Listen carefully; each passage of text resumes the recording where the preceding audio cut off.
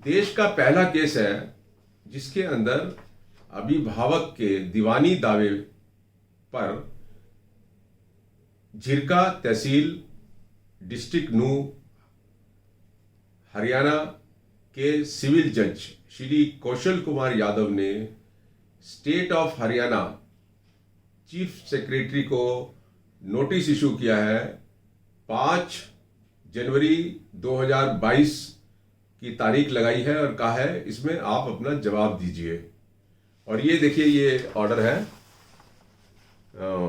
Civil जज का, और 21 तारीख को ये ऑर्डर पास किया, 21 दिसंबर को।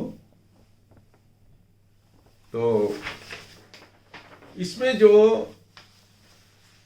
अभिभावक है ईशब, ये नू का रहने वाला है, नू डिस्ट्रिक्ट का, और इसका अपने दावे में, मैंडेटरी इंजंक्शन के दावे में ये कहना है कि मेरी लड़की जनीता जो है वो गवर्नमेंट गर्ल्स मिडिल स्कूल बिवान तहसील फिरोजपुर झिरका डिस्ट्रिक्ट में क्लास 7 में पढ़ रही हैं। वहां पर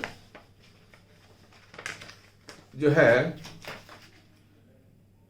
ये मिडिल स्कूल है और इसमें 6ठी से लेकर 8वीं क्लास तक 130 लड़कियां पढ़ती हैं, जिसके 3 मतलब सेक्शंस बनते हैं, क्लास 1, क्लास 6, क्लास 7, क्लास 8, और उसमें सिर्फ एक ही टीचर है।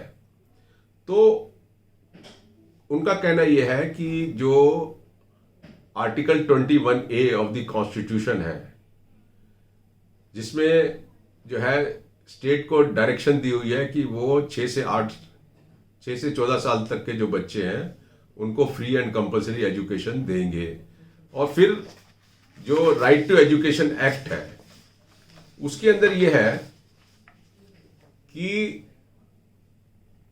एक क्लास में कम से कम एक टीचर होगा और 35 बच्चों के ऊपर जो है वो एक टीचर होगा। तो अगर 130 बच्चे हम लेते हैं तो कम से कम 5 टीचर स्कूल में होने चाहिए, लेकिन एक ही टीचर है। तो उसकी जो लड़की है दावा करने वाले की, उसको टीचर नहीं मिल रहा, उसको भी नहीं मिल रहा, दूसरों को भी नहीं मिल रहा है।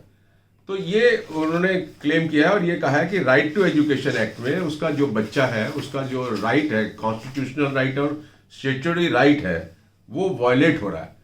तो इनको स्टेट ऑफ हरियाणा को, चीफ सेक्रेटरी को ये डायरेक्शन दी जाए। ये दावे में कहा है कि वो तुरंत कम से कम 5 टीचर जो है वो स्कूल के अंदर जो है वो लगाएं, जिससे कि उनकी बेटी और दूसरे जो लड़कियां हैं वो भी पढ़ सकें। तो मैं समझता हूं कि ये देश में मतलब पहला केस है, और ये मैं चाहता हूं कि इसी तरीके से, क्योंकि हमारे देश में करोड़ों बच्चे सरकारी स्कूलों में जा रहे हैं और सरकारी स्कूलों के अंदर जो है बुनियादी चीज़ें ही गुम हैं। अभी हम पिछले कई दिनों से हरियाणा के स्कूल, राजस्थान के स्कूल के विजिट्स कर रहे हैं और देख रहे हैं कि कितने ही बच्चे डेंजरस क्लासरूम्स में हैं। डेस्क तो कहीं मिलते ही नहीं है, सब दरियों पे, जमीनों पे बच्चे पढ़ रहे हैं, सैकड़ों बच्चे, और कोई सुविधा नहीं है। जाले लगे हुए हैं क्लासरूम्स के अंदर, फटी हुई दरियां हैं, पानी का पीने का इंतजाम नहीं है, टॉयलेट ब्लॉक खराब है। तो ये सब के सब जो है ना, ये हमारे राइट टू एजुकेशन एक्ट के वायलेशन बनते हैं।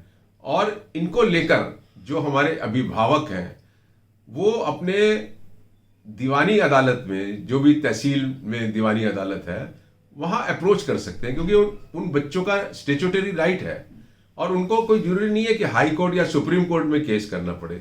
तो मैं समझता हूं कि हमारे देश में जो है, अगर पेरेंट्स तहसील की सिविल जज, जैसे इस केस के अंदर ये ईशब पेरेंट गया है, तो मैं समझता हूं कि बहुत बड़ा बदलाव जो है हम ला सकते हैं।